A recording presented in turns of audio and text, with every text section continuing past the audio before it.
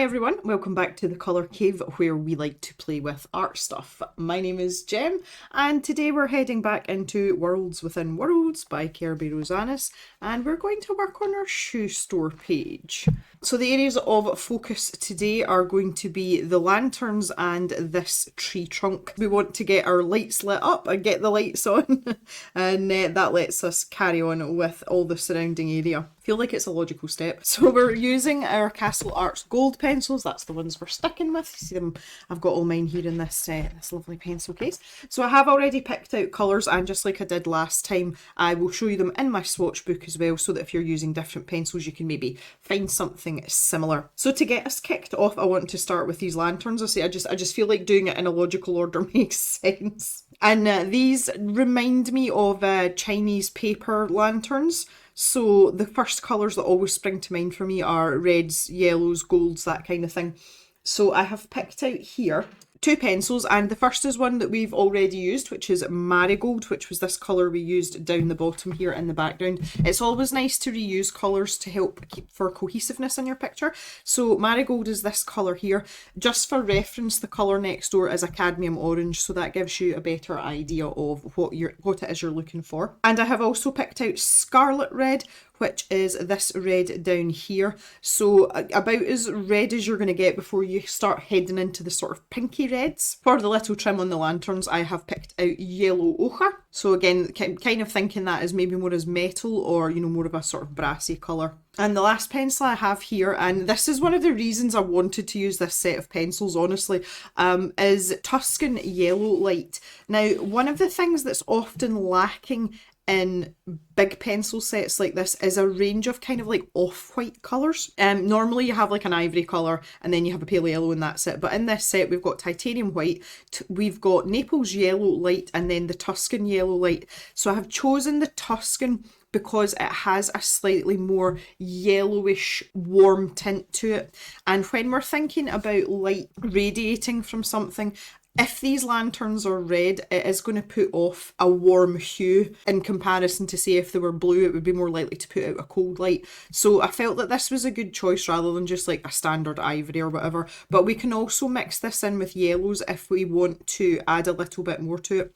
When it comes to things like this, there's degrees of complexity you can go to. We've got a very complex picture, so I don't want to make it too complicated. But picking a warm colour for that radiating light is a kind of nice halfway house, if you like. If you want to get really technical, things that are close to the lanterns would probably give off a much more of an orange hue if we're going to make these red, and as it dissipates further out that would get paler and paler until the light source disappears completely. But again, those are decisions that you can make for your good selves. So first things first, I am going to erase the last of my pencil lines as we go round here, just a section at a time. So I'm going to put this radiant light in first. So what I'm thinking is that the actual light itself is obviously, it's going to be its brightest nearest the lanterns, and then it's going to dissipate out. It's going to start to fade out a bit. So I'm going to take this Tuscan Yellow Light, and I like using this because it's just a nice effect. It's probably not very technically correct, honestly.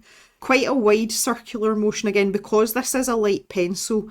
The human eye will not pick up the pencil lines, you know, each individual stroke as much. So we can work a bit more loosely in terms of what we want to achieve. The other thing I'm bearing in mind as well is I've got two circlets of light here that are overlapping, you know, like a Venn diagram. So I'm trying to keep that in mind when I'm working around, because the overlap's actually going to come in the tree trunk, which naturally we will tackle separately and deal with in an appropriate fashion. When I'm using these light colours, I try to think of it as taking away the white of the paper. We're not necessarily trying to get any sort of vibrant colour, because it is, you know, a very delicate colour. So we're more just thinking about the paper being not white. Do this a little bit in here as well. And it's up to you how far in you bring this. I tend to go in increments, much like I do with everything else. Start off conservatively and then work from there. So a slight overlap with the darker colours of the background, but not tremendously, so we don't really want to blend it, and we do want quite a defined line there because the light from the lanterns will only reach so far. So just using a medium pressure here, not too hard, don't have to be particularly soft again because it's a lighter pencil. You do want to be careful around that black, because you will, if you start to blend them, it will kind of like muddy it up, and we want to keep that quite light, so This part here down at the shoe I'll deal with separately because I'm not sure what colours these are going to be yet. So we'll keep this to hand and we might work a little bit more of that in as we go along. But for now that's given us a good starting point. So I'm going to move on to these lanterns now. I'm going to take the yellow ochre. I'm thinking that these parts on the bottom are going to be solid. You know, they're going to be made of something that is not in any way transparent. I'm just going to pop that in along there. Again, teeny tiny areas, so not going to complicate matters for ourselves. And we'll just pop that to the side. So because the light is radiating from within the lanterns, when you turn on a lamp that's got a coloured lampshade, when it's on, it's always a paler increment of the actual colour of the fabric or whatever the shade's made of. So that's why I'm going to jump between the marigold and the scarlet red. So we'll assume that whatever's creating the light source, whether it's a bulb or a candle, will be in the middle. Just going in a circle, I'm going to go out the way. And we've got this pattern here, so I'm going to keep my scarlet pencil on this bottom edge and kind of round the outside here, so like almost like a C shape. And then I'm going to start to blend it in on this bottom half with the marigold. Bring it up around the sides a little bit as well.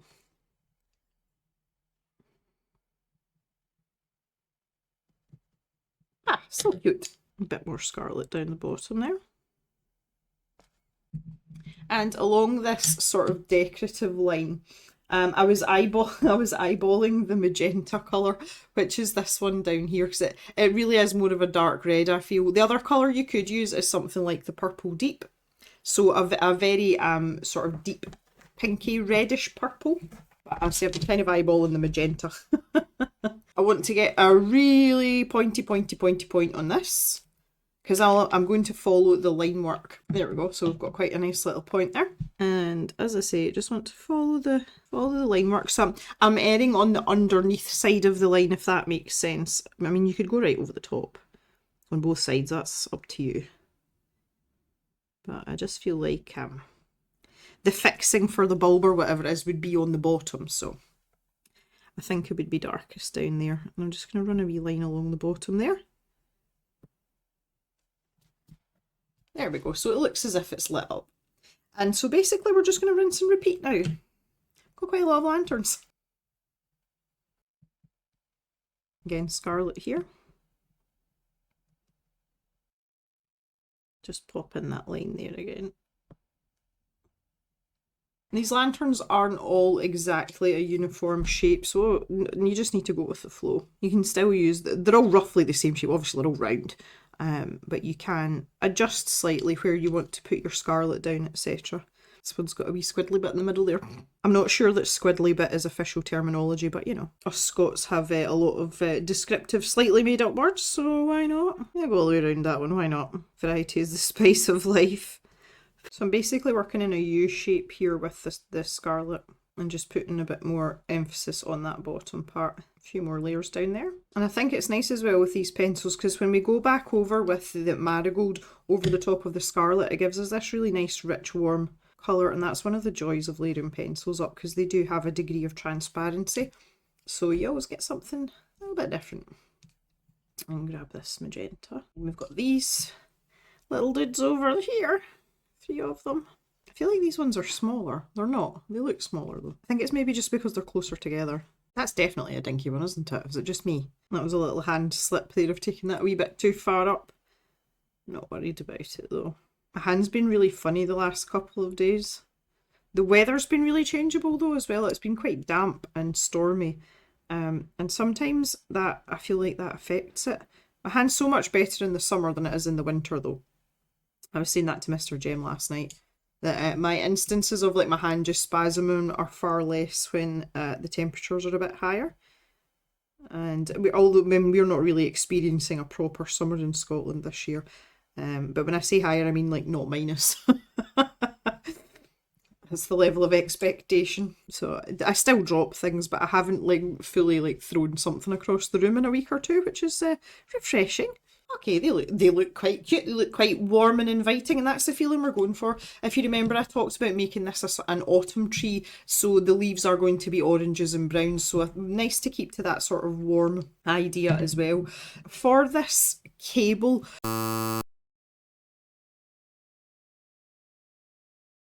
I kind of want to think of it as a vine. So I'm going to use the yellow ochre pencil again. And I'm also going to incorporate a light and a dark green. So the light green is going to be on this underside, which doesn't really fit in with Kirby's hatching here, but we're going to make it work. And also a darker green as well. Back to the swatch book momentarily. My light green is the cadmium green pale. And my dark green is the leaf green deep. So there is a bit of contrast between the two of them, but not drastically so. And as I said, I'm going to use this. I'm going to use this yellow ochre as well to just sort of autumn it down a little bit, if that makes any sort of sense. Okay, so when I'm thinking about the contours here, this shadow area I'm thinking is maybe because the lanterns are bunching up. You know, they're tied in. You can see it looks almost like sausages. So I'm thinking maybe the light patches, which is the cadmium green pale, is going to be directly above. So maybe there. This one I don't really know what to do with that, honestly. I'm going to bring it down anyway. This one is much more consistent with my theory. There's no hatching there. So that would be the light part. And then again the same here. So I think I'll just go with my colour theory rather than the hatching. We'll make it work. Next we take our leaf green deep. Thinking about this, because it's sausage shaped, it's going to be a little bit darker. So the obvious places would be in behind that tree trunk there. So we'll follow that hatching down there and really go in with a good couple of layers there. And that's giving us a nice wee shadow there. And this poking up round here, around this curve. We'll join that out. So I'm just going to run that along the top of the sausage. Okay, very technical here. And again down there. And we can use this yellow ochre now. And you see if I go over the top of that, it's giving us a nice deep shadow in there. So I'm kind of using the ochre pencil as a shadow colour, but also just to give a little bit of texture or variance. So although it is the shoelace, we want it in keeping. And if any of you stay in like wooded areas, quite often things get mossy and green. So that's what I'm kind of thinking, obviously, because this is under the trees and stuff. You know, this might get that sort of swampy, mossy feel to it. We have a lot of it here. We are surrounded by trees in the cave. Rubbish for mobile phone reception, but generally quite pleasant. And a lot of the trees we have are evergreens as well, so we're not too bad for leaves and things in the autumn time. We're just kind of grubbying it up a little bit. And then we can go back in with our lightest pencil, so the cadmium green pale. And we can just go over everything. Now we can take some time over this and, you know, really get in some details. And you can judge for yourself how long you want to spend on that. So maybe paying a little bit more attention to where the actual lanterns are tied on. So that's like the inside, that's facing the shoe. We can maybe go a bit more with the ochre in there, like we did at the edge of the tree here, around the tree branch. And then we can take that darker green along that top edge there, blend it together like so. So we'll keep these pencils to the side and we can work on the shoelaces in just a bit. But we're sticking with the lanterns and the surrounding area to begin with. So thinking about the trunk, the set of pencils I've picked out for the trunk, it will include the addition of the Tuscan yellow light that we used on this outside edge part here. But the main colours for the trunk are as follows.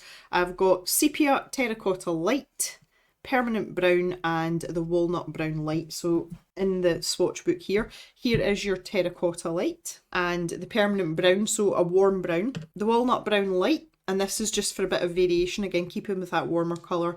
And I've got the sepia, which is this one here. So you can see nice warm colours, keeping them all together. I wanted two darker colours, and it's just so that we can do a little bit, because this is very textured, there's a lot of knots and things going on, so we want to do a little bit of work there. So the first thing that's obvious for me is this lantern is very, very close to the trunk. So there's going to be quite a high concentration of light there. So I want to take this Tuscan yellow, and in the immediate area around that lantern, I just want to create like a little halo. And again, this is a really simple thing that you can do. See if you want to test stuff like this out. See if you take a little torch or the light in your phone and put it near a dark surface. See, for example, the desk. And if you move the light closer in and further away, you can see how concentrated the light becomes. So that's the kind of principle that we're working on here. And I'm going over that leaf as well because that will obviously be hit with the light as well. That's really the only area where I would say it's going to be close enough to cause that. You could maybe do it here as well, but just like a little patch, you know, it's just kind of maybe caught the edge. And what that does is when you go, even if you go over it with your other pencils, it will still be lighter because obviously you've got this layer of light colour down first. So the terracotta light is our next lightest colour, and we want to think about where the light's bouncing off. So it follows that if the light's pretty intense here, then it's going to be similar here. So we're just putting base colour down here. This is really what I call the signposting. You know, you're giving your indications of where the light and the dark areas are. So there's going to be a lot of light hitting off there, and these branches curve round sort of out towards us this way, and that's what these contour lines are. So again, if that's curving away from the light, this top side's going to be darker, and this bottom part along here is going to be lighter. Now that tucks away in there, so we're going to leave that just now. But that maybe come up to about there. And this is, it's all very speculative, but we want to try and make a good job of it. And that's where I'm hitting the edge of the light that's being cast by the lantern. That's where my pencil line is just there. So I'm going to stop that there and maybe just squeak that in there a wee bit. And this is going to be the same here. And we can do the same here. So we've got this little bit that protrudes here. And then again, that's tucking in, so we can darken that down. So these two light sources are meeting in the middle here, but again, this is protruding out the way, like the curves coming up and out towards us like this. So you can almost draw an imaginary line down there, and we'll just have a darker patch that runs down that middle part, which again we'll deal with separately in just a minute. But I just want to get this down here. And that ties in quite nicely with where our light source stops, because there's really deep hatching in there, so that's maybe going to be tucked in behind and not be catching as much light. So now if we take the permanent brown, which is the darkest brown, again, if I just remind you here, this is this colour here. So we want to do the opposite of that now with this trunk. So we're just thinking about this side just now. We'll deal with this side in a minute. And this is just back to taking one step at a time. So what I was saying about that imaginary line there, I would imagine it will be somewhere around here. So I'm just going to kind of go with the contours a wee bit. So I'm following those curves there, and I'm just kind of putting a pillar of colour down the middle. And it's not going to be uniform because the tree is obviously not straight up and down, and neither are these contours. But we do want to try and create that sense of there's a wee bit of dimension to this. So I would say probably there. And then when we get here, we're out with the light source on this side, but not this side. So we can meander this colour down much more over this side. And this will probably be fairly concentrated down at the bottom here. So in this really heavily hatched area, I'm going to put quite a lot of this brown down. And if we come up to the top here, we're kind of in the same situation. So this side's going to be a bit darker. And again, in at this, where the cable or shoelace is coming over, there's going to be a bit more in there. And then this top edge here is going to be pretty dark. I'm not even thinking about these branches just now, I'm just thinking about the main trunk. Now the good thing is, because there are a lot of contours and lines, you've got a bit of leeway with this. You've got space to get creative. And this is going to be much darker. So that's really the end of the tree there. So now if we take the walnut brown light and we use that as our middle colour, we can start to work away with that and just fill in, join everything up, just to give us an idea of where we're going. Got some indicators there of what we need. Okay, now comes the fun part. So I'm going to start down the bottom here. So I'm going to work between the walnut brown light and the sepia colour now. So I'm going to start with the sepia down at the base here, and I want to kind of build up some colour, and I also want it to sort of encroach a little bit into the lightest colour here, because we've got these contours. Every now and then I want to flick a line up, you know, around those contours into where we've put down the terracotta light, and then just build up some colour around there. And we've got this little fold in there, so we'll make that a bit darker too. It's hiding. And now with the walnut brown light, we can start to darken that down. So there's a little ridge there. So now I'm paying attention to the details. You can see there we're starting to get a bit of depth. And then with the permanent brown, you can really go for it. And I can dip back in with the terracotta light, and I've deliberately left the point soft on that, and it's because I'm going to use this to sort of join these colours together, so blend them a little bit but not too much, because we do want to be able to see the different colours and where they are. But you see there, that's given us like a nice soft glow in this section. That's what we're after. Again, I'll take the permanent brown right in this crease here that runs down. It just looks as if it's tucked in away at the back. So if we move up a wee bit, use the sepia in there. So although that's a crease, it is still really close to the light source, so I don't want that to be too dark with the walnut brown. And just go back with that terracotta light again.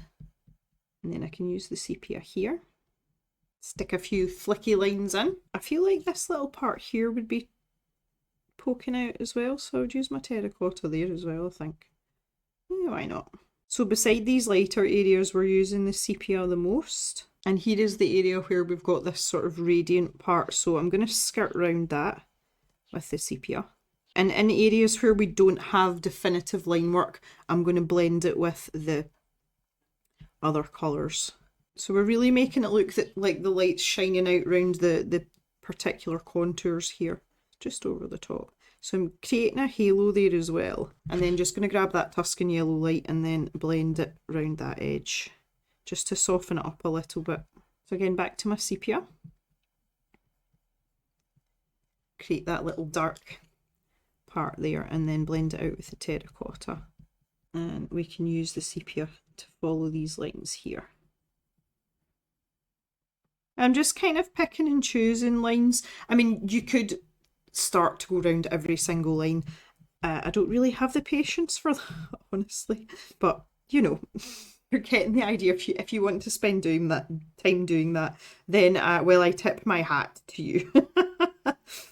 Remember, we've got the permanent brown, so we can put in accents with that, because we're going to use the walnut brown on the shadow area. So that was why I wanted to pick the two browns specifically, so that we had this option. Okay, so again, I can take my terracotta pencil here and just smooth this out a little bit. Make it a little bit less disjointed between these two colours. It's just going to disappear off. And then if I grab my walnut brown now, I can work on these back parts here. Just like down in there. So when we come up to this top edge here, we can get quite aggressive, because although we've got this overlap of the two sets of lanterns, this is starting to curve away from the light source, you know, that's coming up here. So that's going to be substantially darker. And I dare say we might be able to take a dark grey or even black into this as well, to really, you know, accentuate and bring out some nice contrast. But this is because it's such a complex shape, we just want to take it a step at a time. And there we go. And then, a bit like we did before with the terracotta light, we're going to take the sepia, so the lighter colour, and then I'm just going to use that to smooth it into what's going on there. And get some walnut brown down here too. There we go, we're getting somewhere now. So now if I take the permanent brown and just sort of run that along the top edge, I feel as if it's not doing much there. I mean, there's a very slight difference. So I'm going to go a bit more severe, and I'm going to come down to Mars Black. So if I show you here, this is the ivory black that we used before. We've got Mars Black here. So we're going to grab that. A warm, soft black. I'm going to see if that's going to... Yeah, that's better. Just needed a bit more, because I really want that contrast to be there. You know, I want the impact. We're taking all this time to, you know, deal with the light sources and everything. I want that to be fairly obvious. So that's given us a nice dark line. The further away that we move from the light source, naturally, the darker things get. So let's make that branch in there pretty dark. So we'll just keep that in our arsenal. We'll just keep that to the side just now. But if I go back to the permanent brown now, and I can add in, and I would do this very sparingly because I don't want to take away from the effect, just to add in a few little accents here and there to make the tree branch look like there are all these sort of, it's a very sort of wizened and whorly looking tree. Whorly, I bet you don't hear that word very often. Oh, no, I'm not making words up, honest guys. I feel like I would want a few down here as well, just to point to the fact that you're heading up to, it's almost like an arrow going up to the dark area. And we can fill in this little knot in there. Looks like a wee hidey hole for something. maybe there's something or someone that lives in there. Okay, so with these branches that are poking up the way, they are going to have a little bit of light reflected, but it's not likely to be as intense as what's going on down here. So if we think about our colours from lightest to darkest, our terracotta was the lightest colour and the next one was the sepia. So let's use a really, really light layer just in a few spots of the terracotta, just a tiny bit to, you know, have a nod to the fact that, okay, maybe there's a little bit of light going on there. But then we're going to go over it with the sepia. So straight over the areas I've just done. And then I'm going to take this sepia pencil and carry on. So start up in this branch here. Start to join this up. And then we can go back to our walnut brown. So you can see that's just left a tiny little light part there. And then I can go back to the Mars black now. And I'll add that in up the top there. And that's going down really nicely over the brown. The brown's still shining through a little bit, but it's giving us that nice kind of like shadowy effect. So put it in the fork there as well, and then maybe a little bit up here too. So now we're just going to use the same technique that we've done there for these remaining branches. These ones will be a little bit darker in this top third. Again, just because we're you know, we are outside that light source now. We've decided that that's where the cutoff point was going to be. Okay, looking good so far, quite happy with that. Now, if I just zoom out for a wee second, you can see the impact of that when you're a bit further away from it. It's much more obvious. And, you know, I've kept this line quite, you know, quite solid as to where the light's obviously just not, it's just not getting there. So that's what we want to continue. But we can see it, that this looks like a bit like a verruca or a spot or something that's going on here. But once we've worked in the rest of it, I promise it'll look a little bit better. Goodness me, verrucas. Oh, it's all going horribly wrong now. Right, okay. What this is making me want to do, and I did mention that this might happen at the start, I feel like I want to bring this Tuscan yellow light down round a little bit more in here. So I'm just going to bring that down. There's no scientific basis or technical basis for this. I just think it looks nicer. It is very, very pale on the camera, but it's a little bit more visible with the human eyeball. So you're just going to have to take my word for that there. The sun has come out. And when the sun does that, it always does weird things to my camera. I do have the blinds down, but it's just enabled. Okay, so for this section in at the back, it is in at the back. It's going that way as far as I can tell. So I'm going to go straight into the walnut brown with this. We're not messing about with any sepias or anything else. So we'll get a layer of the walnut brown down first. Way in behind. I just want that branch to sink into the background. So I've got 2 layers of the walnut brown down there. And then I'm going to take the permanent brown, again making sure I've got a nice pointy point on it. And I'm just going to put in some of these hatching lines, especially down here. Now I might wipe some of these out with the Mars black. So then off we go with the Mars black. So I actually want a light layer of this over the whole area. Again, just to push it further into the background. And then up here we'll go in a bit heavier. So it's like, yeah, compared to these ones, this one looks way, way away from the light source. Okay, so let's move over to the other side now. And we'll tackle this bow next. So this is going to be quite similar to what's going on in this section here. But again, I want to deal with this because that's where our light source is ending. So I've got my walnut brown light here. And that back edge is going to be quite dark. That's a nice place to stop as well. There's just a tiny little contour line there. Perfect place to stop. So that part's going to be really dark. And then we're going to get a little bit of light here. So I would err towards using the terracotta light sparingly. Just in this curvature here. Maybe let that glide up a little bit. Just to the edge of the circle here. You know, to the edge of this circle. And then we can go over and round with this sepia. And again, we can start to blend that into this part here. Again, I would maybe pop a tiny bit of the terracotta down in there. Let's darken down this outside edge here. Especially in that crease there. That's going to be pretty dark in there, I would think. There's a great conflab going on out on the windowsill at the bird feeder. There sounds as if there's quite a few birds there. More of them come down when the blinds shut because obviously they can't see into the cave, and it's really funny to listen to them. But what it does mean is every time I start filming, There's always a lot of noise going on. They're absolutely hilarious though, like they really are. They're super cute. It's like a little avian soap opera out there. Tickles me. Okay, I'm quite happy with that curve there. So I might have a little bit of terracotta light here again. And just go over it very gently with the sepia. And then I can carry on with my normal sepia escapades. I'll join this part up as well now. And I'm just going to let that encroach a little bit. Because again, this branch is a little bit further up. It might be further back as well. We don't, you know, it's difficult to gauge the depth of some of these parts. I'll just maybe have a teeny tiny bit of the Mars black along that top edge there. So you can see with these ones here now, there's still an idea that there's a little bit of light getting there. You know, it's not as dark and stark as what's going on in there, but we're not making it too light, so we're able to keep some contrast. I feel like this would be really dark up in here, and it makes me want to put down some Mars black first, like just in at that top bit there, because I feel as if the leaves are getting quite thick up there. And then put a little bit of brown over the top of that. So this is back to the walnut brown. Okay, so moving on down now, I want to work in, I actually want to finish this side first and then darken down this pillar that I was talking about in the middle. So if we get to our terracotta light first, and we're going to work around our little light source bit there that we had earlier. So these, you're really picking out the areas where the light's going to bounce off of first. This is kind of starting to bend away down the bottom here, so I'm not sure there would be as much. We'll maybe have a little bit. Just follow that contour there. And if we grab our sepia now, we'll have a nice soft transition down in here. There's quite a lot going on here as well. We can kind of play about with that and make it a bit more interesting. So we bring our sepia back up here. Yeah, so if we can have quite a nice transition here. I'm going to stick a little bit of permanent brown. That looks like a little recess there.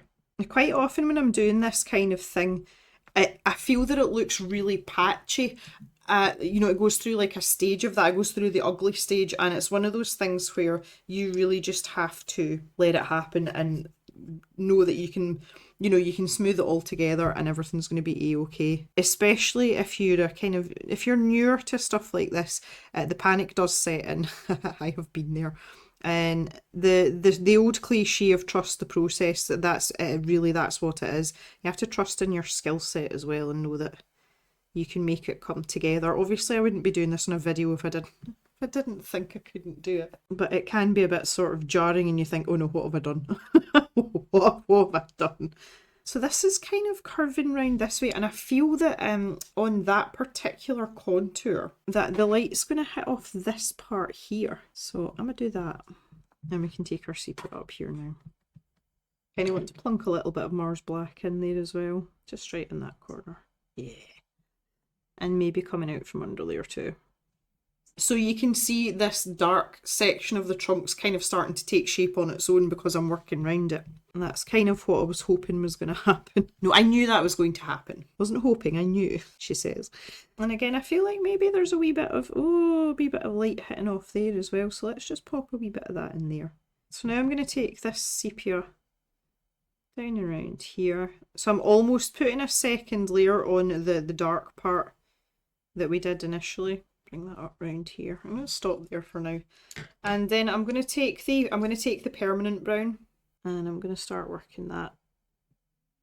So this is our darkest area. And you can see the permanent brown, although it is a darker shade, it doesn't stand out too much. You know, it's not really out of place, but we're just going to use that to create this area where the light's not hitting it from either side. And there's loads of room to play with this. You know, this isn't an exact science because we're working with all these bajillion different contour lines here. You know, you've got artistic license in a lot of areas, and that's what I like. Don't like anything to be too rigid because it kind of takes the fun out of it. I mean, you could be very precise if you wanted to be and work out what should be where exactly, but I use colouring to relax, so I would kind of like to keep it that way, honestly. So now I can take the sepia and I can start to blend in because we are very patchy, but this is where the joy of pencil comes into play. So I'm just working my way lightly over all these sections now, tie them together a bit, just neaten up those transitions because there are now a lot of transitions going on there. And now I'm going to take the Mars black, and again this is going to be quite subtle, it's not going to be hugely ambitious, but I just want to make this section a little bit darker. So I'm kind of following the contours here in the areas where I've used that permanent brown. Again, not stopping at every single point. And if I take my permanent brown again, if I want to put in just a few bits and pieces here and there, where the wood's maybe changing colour through some of those contours, then we can do that too. I feel like in there should have a little bit too. Now just along where the top of this garland is as well, I just want to darken that down. So I'm just using the Mars Black again. And it's just to create a feeling that item, you know, it sits out from the trunk quite a lot. So now down here, keep going with that permanent because I've got a line now to follow. So let's do that. Again, maybe there's just a little bit of light hitting off that particular contour there. See right there? Why not? So make it fun. We can blend those two together with the sepia again as well. Oh, I've gone over a leaf down here. I'm just looking at some of this as well. I think that's going to be really dark in there. It's almost like a ledge there. Permanent brown in there as well. I want this whole bottom section to be in permanent brown. A layer of that down there first. I'm disappointed in myself for colouring over that leaf there. So I'm going to grab my Mars Black now. I'm going to work from the bottom up. So this is really dark in there. Lots of hatching, so we'll go with that being really, really dark in there. And then we can start to work in some of these lines. Again, just sticking with the Mars Black for now. And then I can take my walnut brown, just start to tie it in with these other areas. There we go. And I would be brave with this as well, because the Mars Black is the soft black, and because we've got some really nice colour down, we can, you know, we can take the advantage of that, the colour underneath, because the permanent brown almost has like a purplish tinge to it. So we can go in with this Mars Black, this soft black, and we can really get some contrast in different places. And then finally I'm going to take my sepia, and avoiding this light area, but everywhere else I'm just going to put a really quick layer of that down, just to smooth it out a wee bit. Right, so if we take a zoom out now, you can see there that we have a very interesting looking tree trunk. Now, just to get us set off for next time, before we finish off, I want to go back to my greens and I want to look at the shoelaces running down the shoe here. So I'm going to stick with the same three colours, which were the cadmium green pale, the leaf green deep, and this yellow ochre for grubbiness. We may employ further grubbiness as we go. But I just want to set up where the light's going to hit so that when we come in next time we can start colouring straight away. So again, it's the best thing to do is start with the really obvious places. So this outside edge here, this is right beside the light source. So again, what I would want to do here is pop a little bit of that Tuscan yellow light down. So this is exactly the same as we did over here, because that is adjacent. And this one down here as well. Pop a little bit in there. So we've got to think of these edges and the way that the contour of the laces are curving. So again, that's quite close, so I'm going to pop a little bit down there, but the rest of them I feel like are far enough away that there wouldn't be any sort of direct bounce light. And if there is, well, I'll just pretend that it's not. I'm going to take my lightest green pencil and I'm just going to pop in where those light areas are going to be. So think of this as about highlighting your highlights. So that's going to be fairly light there as well. So we're really only worried about the top edge of these laces, maybe there. And we're moving further and further away now, so there's maybe not going to be as much. And with these ones, these are all going to be in the dark here. So that's set us up ready to go for next time. And the next video will be coming round fairly soon. I'm planning on spitting the next one out pretty quickly after this one. So you have that to look forward to. And in that next video, we will tackle these laces and we will also do our autumnal leaves on this tree here. So that is it for today, guys. I want to thank you very much for watching. Thanks for coming and hanging out. And you know that I always appreciate your company. And I will see you back in the cave really soon for another one of these videos. Have a great day, everyone. Bye-bye for now.